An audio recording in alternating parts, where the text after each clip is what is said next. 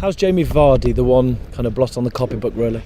Well, it looks as though he's probably going to get to the cut-off period for the 10 bookings, so I don't know, in all honesty. We've got to see how he is over the next 24 hours. I presume we'll get him scanned, and then I'll be able to give you some sort of an indication as to the timescale we're looking at.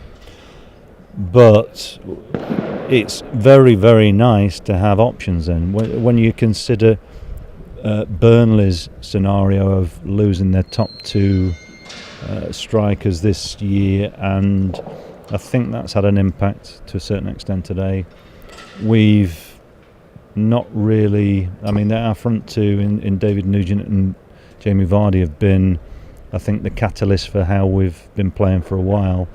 But when you've got the likes of Chris Wood, Gary Taylor-Fletcher, and Kev Phillips, who come into the picture, and even Jeff Schlupp, if he decides he's still thinks he's a striker, we've got options, and that's nice. It's nice to go into this last run of games in the position where we're in the driving seat. Today's result in many ways helps us to create that little gap. I was asked before about these gaps and what have you, and of course we're conscious of how the division shapes up weekly, but ultimately we can't, and I've said to you many times, we can't get into the day-to-day and week-to-week sort of hype of what the different scenarios are and possibilities are. We've got to